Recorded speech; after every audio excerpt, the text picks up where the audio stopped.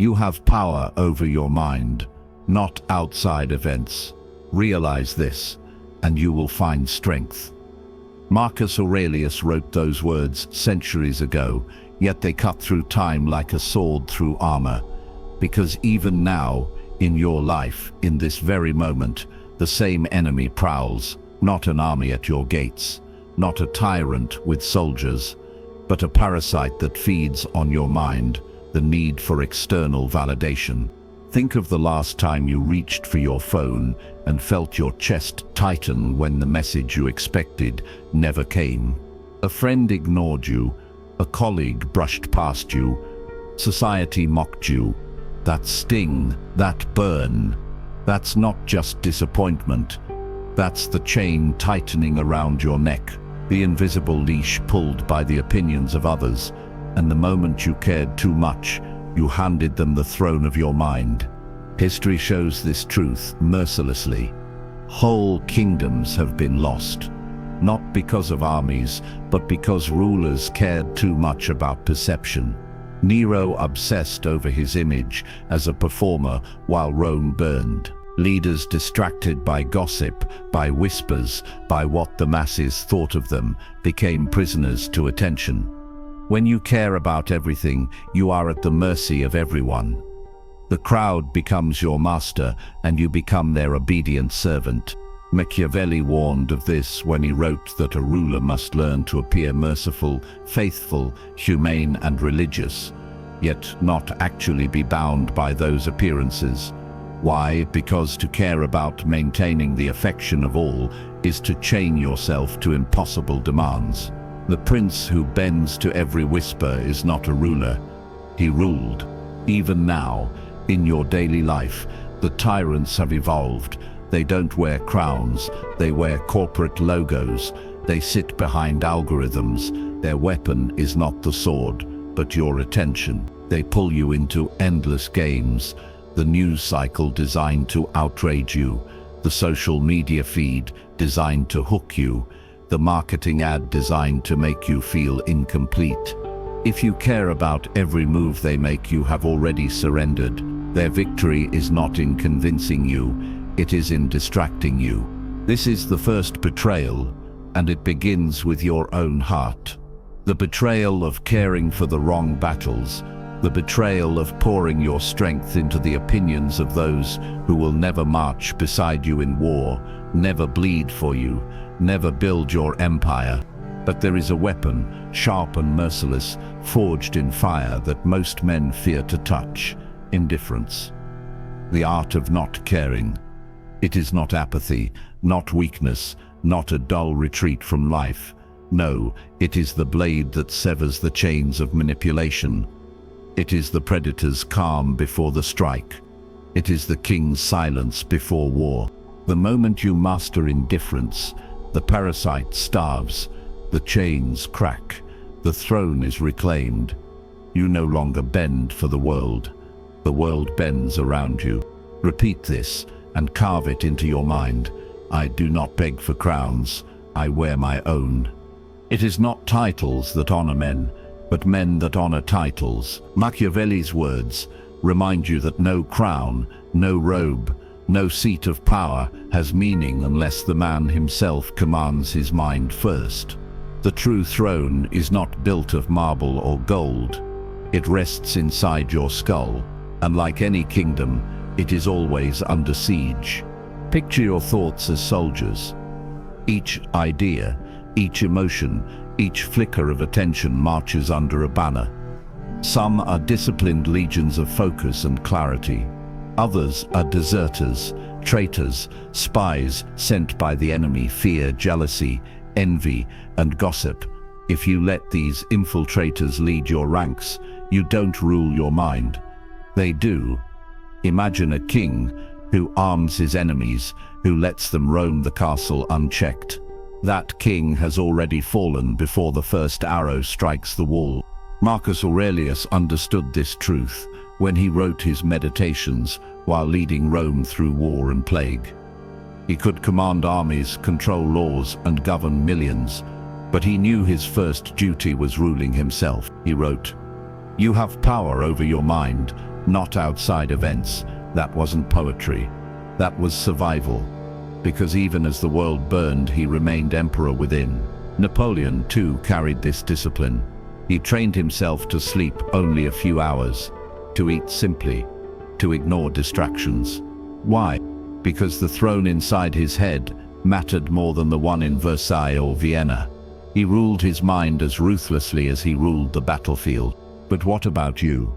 You wake each morning and hand over your throne. You let the opinion of a stranger online sit in your royal chair.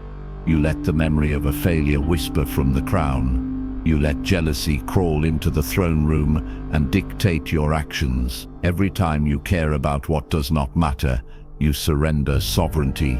You bend your knee to invaders that don't deserve an audience. A wise ruler does not answer every cry from the crowd. He does not leave his war table to chase every rumor in the marketplace. He does not waste soldiers defending every insignificant gate. He knows that the king who listens to every peasant loses the war. History proved this with weak rulers who cared more about court gossip than strategy, emperors who fell not because of mighty foes, but because they fractured their own armies, trying to please all voices at once. You must learn the same discipline. Not every thought deserves to march in your army. Not every emotion deserves the right to bear arms in your kingdom. Fear, execute it. Gossip, exile it. Jealousy, strip it of rank. Your throne is sacred. Only the strongest soldiers of clarity, strategy, and discipline should stand guard. Because here is the brutal truth. The world will never stop attacking. It will always send infiltrators into your mind. If you don't rule with iron command, someone else will sit on your throne. And once you lose it, once you let parasites of distraction and validation govern your empire, you will become a servant to forces that laugh at your weakness. Your mind is your throne. Guard it with blood. Rule it with steel. Care only for the battles that matter. The rest, let them rot outside your gates.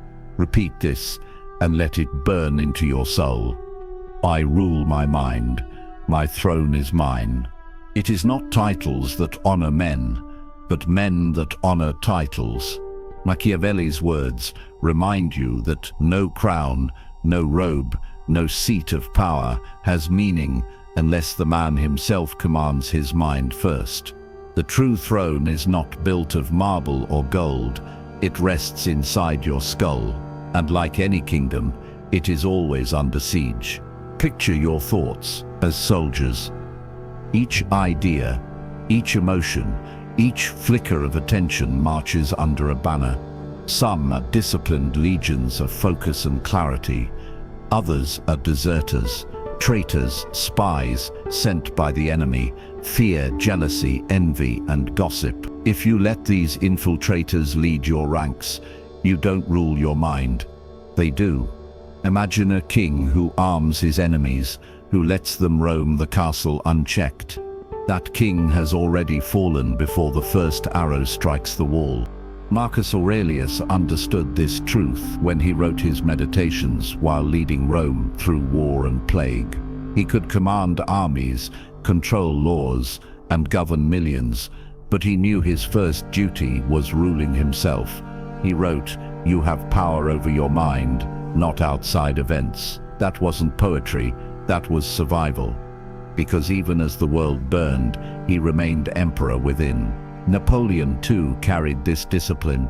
He trained himself to sleep only a few hours, to eat simply, to ignore distractions. Why? Because the throne inside his head mattered more than the one in Versailles or Vienna. He ruled his mind as ruthlessly as he ruled the battlefield. But what about you? You wake each morning and hand over your throne. You let the opinion of a stranger online sit in your royal chair. You let the memory of a failure whisper from the crown. You let jealousy crawl into the throne room and dictate your actions. Every time you care about what does not matter, you surrender sovereignty. You bend your knee to invaders that don't deserve an audience. A wise ruler does not answer every cry from the crowd. He does not leave his war table to chase every rumor in the marketplace. He does not waste soldiers defending every insignificant gate. He knows that the king who listens to every peasant loses the war. History proved this with weak rulers who cared more about court gossip than strategy, emperors who fell not because of mighty foes, but because they fractured their own armies, trying to please all voices at once. You must learn the same discipline. Not every thought deserves to march in your army. Not every emotion deserves the right to bear arms in your kingdom. Fear, execute it. Gossip, exile it. Jealousy, strip it of rank. Your throne is sacred. Only the strongest soldiers of clarity, strategy, and discipline should stand guard. Because here is the brutal truth. The world will never stop attacking. It will always send infiltrators into your mind. If you don't rule with iron command, someone else will sit on your throne, and once you lose it, once you let parasites of distraction and validation govern your empire, you will become a servant to forces that laugh at your weakness. Your mind is your throne. Guard it with blood.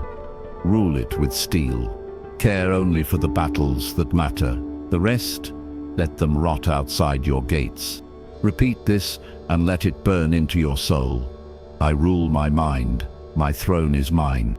It is not titles that honor men, but men that honor titles.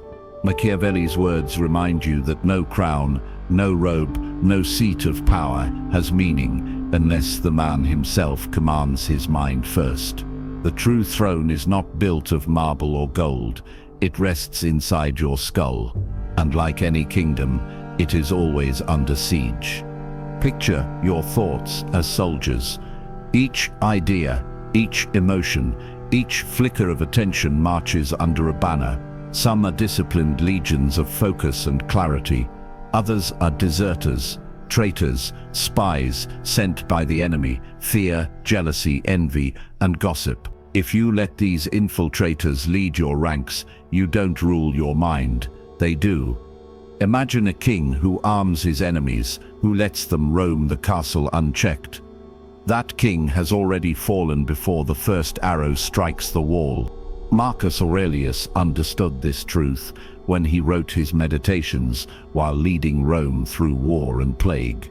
He could command armies, control laws, and govern millions, but he knew his first duty was ruling himself. He wrote, "You have power over your mind, not outside events." That wasn't poetry, that was survival. Because even as the world burned, he remained emperor within. Napoleon too carried this discipline. He trained himself to sleep only a few hours, to eat simply, to ignore distractions. Why? Because the throne inside his head mattered more than the one in Versailles or Vienna. He ruled his mind as ruthlessly as he ruled the battlefield. But what about you? You wake each morning and hand over your throne. You let the opinion of a stranger online sit in your royal chair. You let the memory of a failure whisper from the crown. You let jealousy crawl into the throne room and dictate your actions. Every time you care about what does not matter, you surrender sovereignty. You bend your knee to invaders that don't deserve an audience. A wise ruler does not answer every cry from the crowd. He does not leave his war table to chase every rumor in the marketplace. He does not waste soldiers defending every insignificant gate. He knows that the king who listens to every peasant loses the war. History proved this with weak rulers who cared more about court gossip than strategy, emperors who fell not because of mighty foes, but because they fractured their own armies, trying to please all voices at once. You must learn the same discipline. Not every thought deserves to march in your army. Not every emotion deserves the right to bear arms in your kingdom. Fear, execute it. Gossip, exile it. Jealousy, strip it of rank. Your throne is sacred. Only the strongest soldiers of clarity, strategy and discipline should stand guard, because here is the brutal truth. The world will never stop attacking. It will always send infiltrators into your mind. If you don't rule with iron command, someone else will sit on your throne. And once you lose it, once you let parasites of distraction and validation govern your empire, you will become a servant to forces that laugh at your weakness. Your mind is your throne. Guard it with blood, rule it with steel, care only for the battles that matter. The rest, let them rot outside your gates. Repeat this and let it burn into your soul. I rule my mind. My throne is mine. A prince must learn how not to be good, Machiavelli declared, and to use this knowledge as necessity requires mercy may soothe the crowd, but survival and dominance demand something harsher. Ruthless elimination, indifference is not gentle. It is not smiling while chaos feeds at your table. It is the cold act of cutting away what weakens you, even when the blade slices close to the bone. Look at your life as a great tree. Its roots stretch deep into ambition. Its trunk is your discipline. Its branches are the paths you take. But not every branch bears fruit. Some grow wild, crooked, heavy with rot. If you refuse to cut them, the whole tree suffers. In the modern world, those branches are habits that drain you, people who bleed you dry, thoughts that devour your strength in silence, the endless scrolling, the friend who feeds you excuses instead of fire, the voice in your head that whispers weakness instead of war. These are parasites masquerading as companions. If you keep them, they own you. If you eliminate them, you grow stronger. History proves this lesson with blood. Julius Caesar, before he rose to ultimate power, faced a Senate filled with voices that dragged him down. Some opposed him openly, others whispered doubt behind curtains. He understood a brutal truth. The empire could not be won while he gave weight to every voice. So he cut them out, one by one, politically and at times physically. He silenced rivals, not out of cruelty, but because their presence weakened Rome's direction. By subtracting, he created clarity. By pruning, he built an empire. The weak ruler tries to carry everyone with him and drowns beneath their weight. The strong ruler discards those who cannot march in rhythm. And now imagine this truth on the battlefield of your mind. Each thought is a soldier. Some are loyal, disciplined, sharp with purpose. Others are deserters, fear, envy, distraction, men who turn their blades against their own camp. What would a commander do? He would not let traitors march beside his most trusted warriors. He would execute them at dawn, cold, precise, without hesitation. Ruthless elimination is not cruelty. It is justice for the kingdom you are building. So you must train your indifference into a blade. Cut out the hours wasted on meaningless battles. Cut off the hand that pulls you away from the throne. Cut down the voices, inside and outside, that do not serve your empire. Each cut is a battlefield execution. Each strike of indifference clears the path for your rise. The cost of hesitation is decay. The reward of elimination is strength. Because the world will never stop throwing more at you.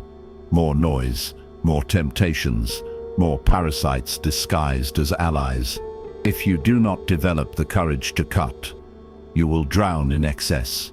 Power is not built by addition. It is forged in subtraction. Repeat this and make it law in your blood. What weakens me dies. What strengthens me stays. It is not essential that a prince should have all the good qualities I have enumerated, but it is very essential that he should appear to have them. Machiavelli understood that power is not only in action, but in appearance. The rule is to wear a mask of command, and in that mask, indifference is carved as stone. A true commander never shows panic. Imagine a general standing before his soldiers, the enemy's army twice the size, the outcome uncertain. If fear trembles in his face, his army collapses before the battle even begins. But if he stands calm, unmoved, indifferent to the storm, his men believe the fight is already won. History has proven this again and again. Alexander the Great was said to move through his army with the same composure, whether he was outnumbered or favored. Napoleon could stand amidst cannon fire with a cold gaze that steadied his troops. The mask of command is not a lie, it is a weapon, and indifference is its steel. Psychology today calls it the poker face. In games of high stakes, the one who controls his expression controls the table. Your eyes flicker, your lips tremble, your shoulders shift, and the enemy reads you like an open book. But if you sit in silence, your face a wall, your breathing steady, no one knows whether you hold the winning hand or nothing at all. That uncertainty is power. In life, people are constantly testing you, poking, pressing, looking for cracks. If you reveal your emotions too easily, you hand them the map to your weak spots. If you remain unreadable, you become untouchable. And this applies not only to emperors and gamblers, but to you here, now. When you care visibly, when your frustration shows in your eyes, when your envy leaks in your tone, when your desperation seeps through your words, you give others control. The co-worker who knows he can anger you with a single jab. The partner who learns they can guilt you into submission. The stranger online who sees you defend yourself furiously against their insults. Every visible reaction is a confession. Every slip of emotion is intelligence handed to the enemy. That is why indifference must be worn like armor. You do not need to answer every insult. You do not need to display every wound. You must learn to stand like a king in his throne room. Enemies shouting from below, yet his face remains carved in stone. He listens, but does not flinch. He observes, but does not reveal. His silence makes him larger than life, because no one knows what he thinks, what he fears, or what he plans. To lead your life with strength, you must wear the mask of command. Not because you are fake, but because you are strategic. Not because you are weak, but because you refuse to let anyone else write your story through your reactions. Remember this truth and carve it deep. My face is the mask. My silence is the fortress. My indifference is command. It is double pleasure to deceive the deceiver, Machiavelli wrote, for he understood the art of hidden force, the silent strike that ends the battle before it begins. Power is not always taken with armies. Sometimes it is taken with a blade no one sees, and within you there must exist such a blade, the inner assassin. Not a killer of men, but a killer of weakness. Every empire falls from within before it falls from without. Your weakness, your emotional triggers, are the traitors hiding inside your walls. The insult that makes you erupt in rage, the rejection that sinks you into despair, the comparison that poisons you with envy. These are not harmless moments. They are assassins already at work, bleeding you dry. Your task is to find them, expose them, and execute them before they execute you. This is what training the inner assassin means, to identify every weakness that tries to command you and to kill it without hesitation. Modern psychology confirms this ancient truth. Triggers, when left unchecked, run your life. Companies, governments, and manipulators know exactly how to pull these strings. Advertisements whisper to your insecurity. Politicians stir your fear. Social media exploits your craving for approval. The weak man responds every time, like a puppet dancing for the crowd.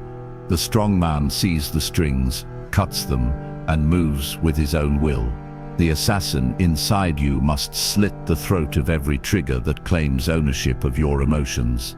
The samurai lived this discipline with steel in their veins. They practiced indifference to death itself. To wake each morning and meditate on your own mortality is not morbid. It is liberation. A warrior who no longer fears death cannot be controlled by threats, cannot be manipulated by danger, cannot be blackmailed by fear. For the samurai, indifference to death was the ultimate freedom, the ultimate act of mastery. They trained their inner assassin not against enemies with swords, but against the weakness of clinging to life. And because of this, they became untouchable. Now imagine this power in your own life. Someone insults you, expecting rage, but you remain silent, eyes steady, unmoved. Someone rejects you, expecting collapse, but you walk away, indifferent, already plotting your next conquest. Someone threatens to take away comfort or security, expecting you to break, but you stand tall, unshaken, because your assassin has already killed the fear they rely on. Your indifference is the blade they never see. The inner assassin does not announce himself. He does not scream or boast. He slips through shadows, silent, and cuts down weakness before it breathes. That is how you must move. Cold, precise, and unseen. While others waste energy fighting every provocation, you conserve your strength for decisive strikes. Indifference becomes your dagger. Discipline becomes your poison. Silence becomes your cloak. Train the assassin within. Kill your triggers. Destroy your fear of loss. Cut down every weakness that whispers in your ear. Because if you don't, they will kill you first. Not your body, but your will, your throne, your empire. Repeat this and make it your oath. I am the assassin of my weakness. I strike, and I do not miss. Men are driven by two principal impulses, either by love or by fear. Machiavelli wrote, "Inside you, those impulses take shape as beasts, two wolves locked in endless struggle. One craves approval. It howls for recognition, for applause, for validation. It grows fat on your weakness every time you bend, every time you explain yourself, every time you let the world's opinion dictate your worth. The other wolf hungers for indifference. It feeds on silence, on restraint, on the cold discipline of ignoring what does not matter. This wolf does not beg, it hunts. And whichever wolf you feed becomes the master of your life. Modern science confirms this ancient tale. Neuroscientists call it neuroplasticity, the brain's ability to rewire itself based on what you give attention to. Every thought you entertain strengthens its neural pathway. Feed anxiety, and anxiety multiplies. Feed envy, and envy becomes your default state. But feed discipline, feed indifference to trivial attacks, and those pathways carve themselves into steel. What you give your attention to is not harmless. It is training the beast inside you to either serve you or enslave you. The wolf metaphor is no accident. It comes from an old Cherokee story. A grandfather tells his grandson of the two wolves fighting in his heart. One represents anger, envy, fear, greed. The other represents strength, focus, courage, and mastery. The child asks which wolf wins. The elder replies, "The one you feed." This parable is not just folklore. It is strategy. Ancient leaders and warriors understood that man's greatest battle is not fought with blades, but with attention. If you feed the wrong wolf, you become its prey. So you must choose your nourishment carefully. Every time you react to an insult, you toss meat to the weak wolf. Every time you scroll endlessly chasing validation, you fill its belly until it rules you. But every ignored comment, every insult met with silence, every distraction starved of your attention, those are meals fed to the stronger wolf. The wolf of indifference does not grow bloated with praise. It grows sharp, lean, unstoppable. Picture this in battle. Arrows rain down. Insults fly like stones from the walls. The weak wolf whines, demanding you respond, demanding you bleed for every word. But the strong wolf stands unbothered. It watches, eyes cold, waiting for the moment that matters. By not reacting, by refusing to feed chaos, you save your strength for the decisive strike. And when that moment comes, your enemies tremble because they realize you have grown untouchable. Every choice of attention is a feeding. Feed weakness and you will live on your knees. Feed indifference and you will rise as a predator, calm in chaos, silent in storms, feared by those who waste themselves on noise. Say it and let it brand itself into your will. I starve the weak wolf. I feed the strong. Whoever is more vigilant in observing the designs of men, and whoever has the best ability in carrying out his own design, will be the most successful. Machiavelli warned. Life is not a game of chance. It is chess. Every move, every choice, every reaction places a piece on the board. And like chess, the one who panics, who clings to pawns, who trembles at every loss, is the one who will fall. Sacrifice is not failure. It is strategy. In chess, a pawn must sometimes be abandoned so the queen can strike. A knight must fall so the path to checkmate opens. The masters understand this. They do not weep over pieces removed from the board. They accept loss with indifference because they see the larger war. Look at history. Hannibal crossed the Alps with elephants, sacrificing thousands of men in brutal cold. Yet he struck Rome with a force they never expected. Generals, rulers, kings, they all knew the truth. The one who clings desperately to every piece is the one who never wins the match. So in your life, sacrifices must be made. Friendships that no longer serve your throne, comforts that dull your blade. The weak man cares about losing these pawns. The strong man sees the checkmate, but caring blinds you. Emotions fog the board. How many people throw away their empire because they couldn't accept the sting of a small loss? You see it every day. Someone invests their time in an empty relationship, too afraid to walk away. Someone clings to a job that chains them, too emotional to step into uncertainty. Someone loses a minor battle and collapses, as if the war is already over. Emotion clouds the strategy. Anger rushes the move. Fear retreats too soon. Attachment holds the piece too tightly. The board does not reward feelings, it rewards calculation. To play with clarity, you must be indifferent to the noise. You must see the board as it is, not as your heart wishes it to be. And remember this, the king only moves when it must. In chess, the king is the most important piece, but also the slowest, the most protected, the least active. He does not waste energy charging forward. He waits, he endures, and when the time is right, he moves once, and the game is decided. That is indifference in its purest form. Patience as armor, restraint as power. Imagine living this way.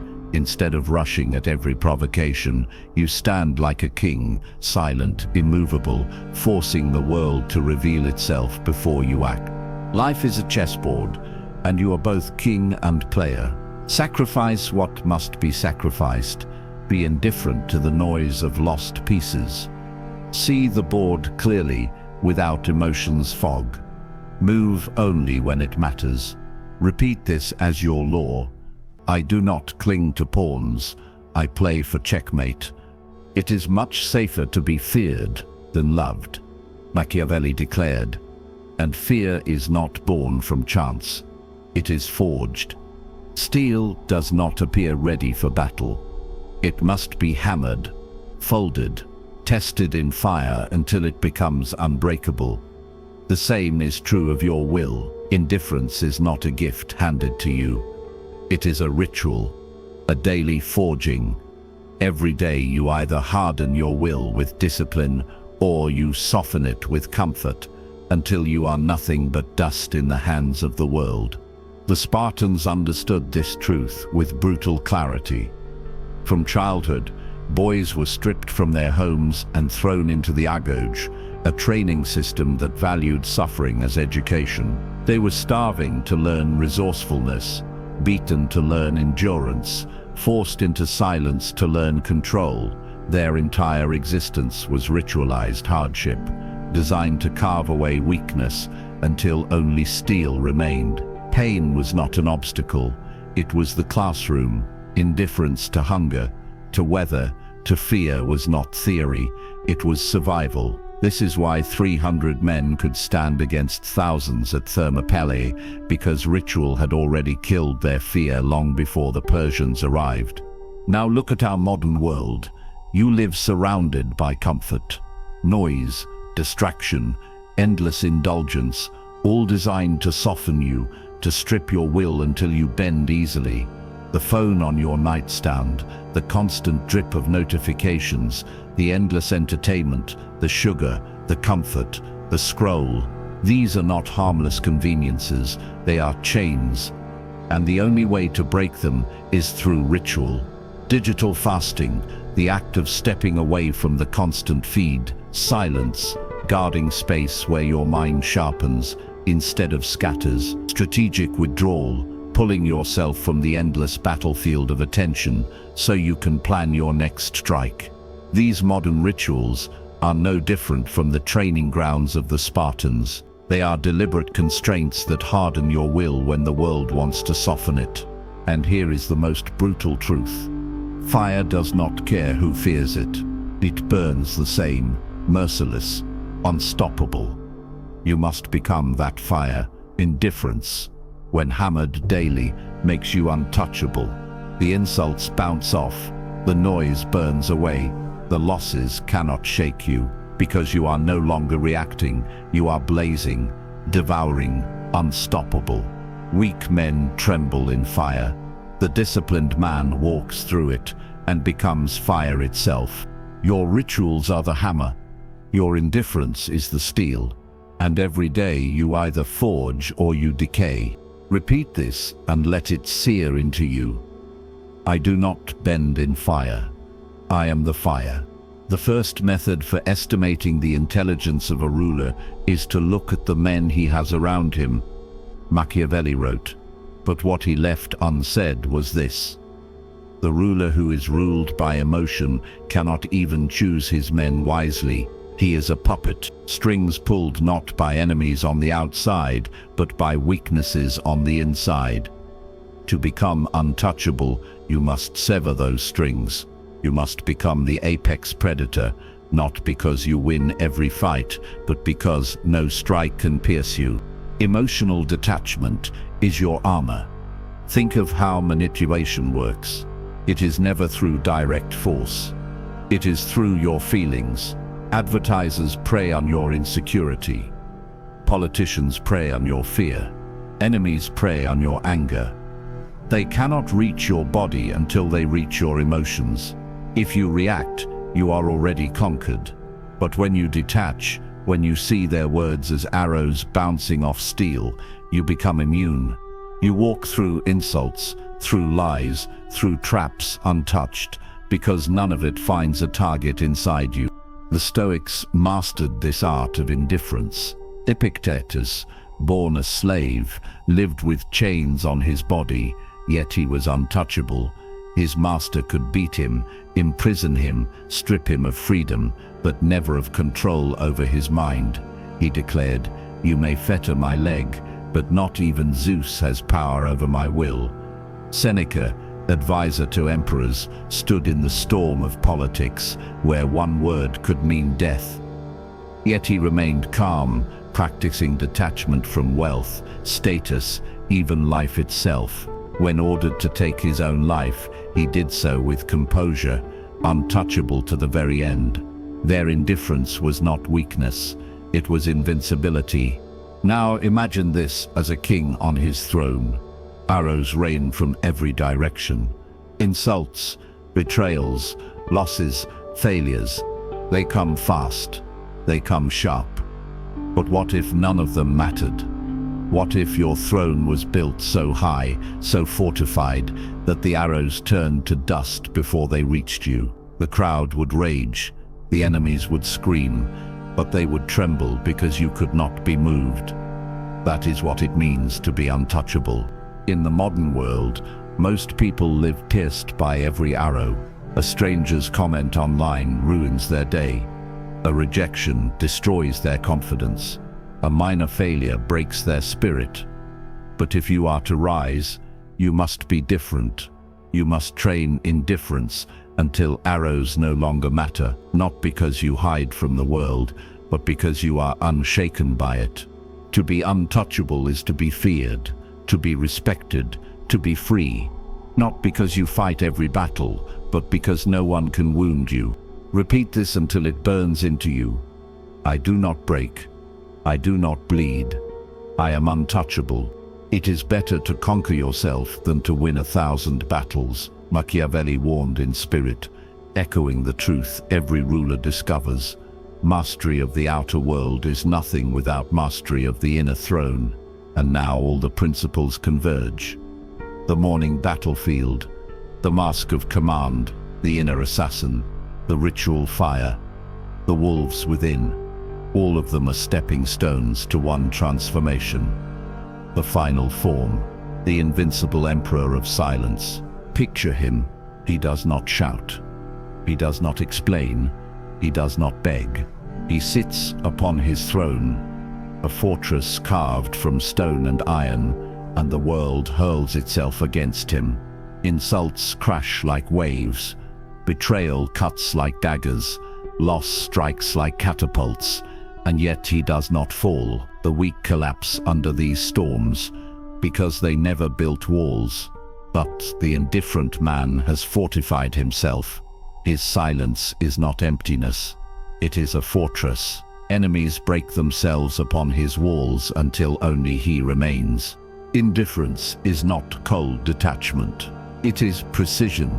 It is the discipline of caring only for what advances your empire and discarding everything else as noise. Marcus Aurelius cared deeply about Rome's survival, about justice, about duty, but he was indifferent to slander, indifferent to luxury, indifferent to death itself. That was his strength. To confuse indifference with apathy is a fatal mistake. Apathy is weakness, a refusal to act. Indifference is steel focus, a refusal to waste energy on what does not build. In your life, this means caring about the mission, not the mockery, caring about your strategy, not your status, caring about victories that matter, not the small skirmishes meant to drain you. And when this transformation is complete, something primal awakens. You are no longer the prey running from insult or setback. You are the predator, unchained, moving with calm precision. The world becomes your chessboard. Each person, each event, each moment is a piece to be studied, sacrificed, or used in service of your strategy. You are the throne itself, the immovable center from which everything else must move. You are the emperor of silence, and silence is feared more than noise, for silence cannot be read, cannot be manipulated, cannot be broken. Imagine it, the crowd screaming at you, desperate for a reaction. Some try to shame you, some try to flatter you, some try to provoke your anger, but you do not bend. You do not give them the satisfaction of your weakness. You choose the timing of every word, every action, like a general choosing the moment of attack. This terrifies them, because in a world addicted to noise, the one who masters silence becomes godlike. This is the final form, the man who no longer dances to the world's tune, the man who does not react, but directs, who does not beg, but commands, who does not scatter his strength, but channels it like a blade. He is beyond insult, beyond loss, beyond fear. He is a fortress. He is the throne. He is a predator. He is emperor. And now the choice is yours.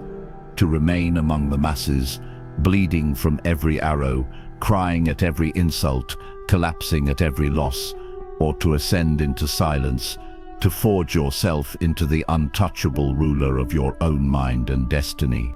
Repeat it now and carve it into your bones. I am the fortress. I am the throne. I am the emperor of silence. It is not titles that honor men, but men that honor titles, Machiavelli declared. And now, at the end of this warpath, you must face the truth. Your crown will not be given to you by the world. It will be taken, forged, and defended through indifference. The battlefield is not some distant land, not a throne room in marble halls. It is here.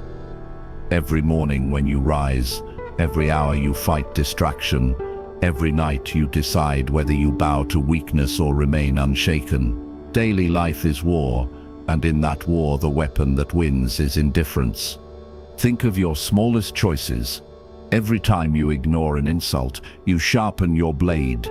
Every time you refuse to waste energy on gossip, you strengthen your fortress. Every time you stay cold to temptation, you feed the wolf of discipline. History shows us that empires are not built by the man who cares about everything, but by the man who cuts away the unnecessary. Marcus Aurelius, under the weight of a collapsing Rome, could not afford to bleed for trivial concerns. He cared only for what preserved strength. You must do the same. Every act of indifference is a step toward empire. And now see yourself as the predator walking through fire. Flames rage, sparks fly, smoke rises, but your stride never falters. The weak scream. The crowd scatters. But you, untouched, advance through the chaos, as if it were nothing but shadow. That is the image you must hold. The indifference that makes you untouchable. The calm that makes you invincible. The silence that makes you feared. So here is the law. Master indifference, or be mastered by the world. There is no middle ground. If you do not choose your throne, someone else will sit on it. Repeat this now with steel in your voice. I do not bend. I do not beg. I choose my throne.